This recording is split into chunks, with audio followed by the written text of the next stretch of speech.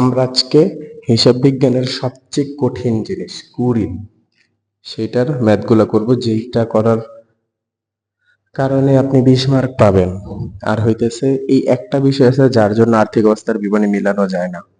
তো আপনাকে একদম সহজ হ্যাক শিখাই দিই কিভাবে করবেন। সহজ হইতেছে, আপনি প্রশ্নে মানে যে উদ্দীপকটা দেওয়া থাকবে, উদ্দীপকের মধ্যে যদি সঞ্চিতি বলা থাকে, যা অবশ্যই ক্রেডিট মাসে থাকবে, শুধুমাত্র শুধুমাত্র সেটাই বিয়োগ করবে।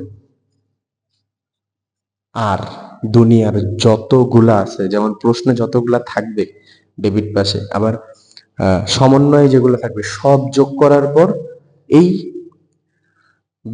ক্রেডিট পাশের সঞ্চিতিটা বিয়োগ দিবেন, শেষ আপনার ম্যাথ। যদি আপনার প্রশ্নে একটা সঞ্চিতি দেওয়া থাকে, ধরেন উদ্দীপকে আছে 100 টাকা, সমন্বয়ে আছে আরো 50 টাকা, ঠিক আছে, টোটাল কত 150। যদি এটা না থাকে তাহলে ডিরেক্ট আপনি 150 বসাই দিবেন।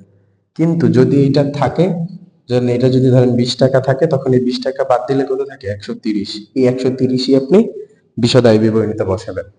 আচ্ছা, অনেক সময় কুড়িনটা বের করব কেমনে সেটাই আমরা বুঝি না, ঠিক আছে।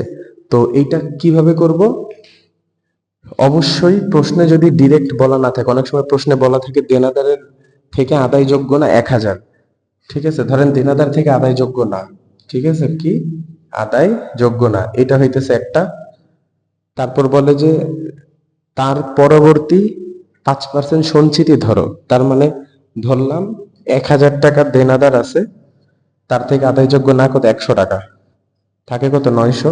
এই 900-র উপর ধরলাম 10% সঞ্চিতি, ঠিক আছে, তার মানে কত 90 টাকা। এই যে সঞ্চিতিটা ধরছি না, এটা কিন্তু এই সঞ্চিতি না যে বিয়োগ দিব, শুধুমাত্র বিয়োগ দিব কোনটা প্রশ্নেরটা, আর বাকি সব সঞ্চিতি যোগ দিব। যেমন এই 100, ধরেন এই 90 কোনটা জানেন, এই 50 আর এটা হচ্ছে এই 90, বাস এখানে দিবেন 90। আচ্ছা, এখানে আরেকটু ক্রিটিক্যাল আসে, তখন কি হয়, দেনাদার যে আছে, এই দেনাদারের মানটা অনেক সময় বের করা লাগে।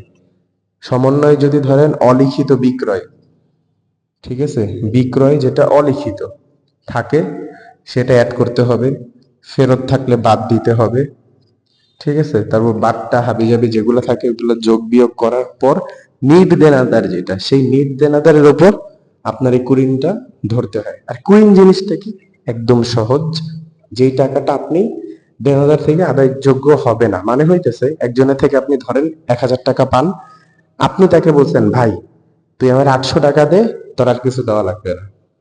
ওই যে 200 টাকা যে বাড়তি, ঠিক আছে, মানে কি ওই লোক যদি আপনার 800 টাকা দেয় আপনি হিসাব ক্লোজ করে দিবেন, কিন্তু 200 তো আপনার লস হলো। সেটাই হইতেছে এই কুড়ি। তো এইটা প্রতি বছরই বড় বড় কোম্পানি বা প্রতিষ্ঠানের হয়, তার জন্য তারা আগের থেকেই একটা রিজার্ভ রাখে, সেই রিজার্ভের নাম হইতেছে এই সঞ্চিতি, ঠিক আছে। এই হইতেছে ম্যাথ, খুব সহজে বোঝানোর চেষ্টা করলাম। ধন্যবাদ।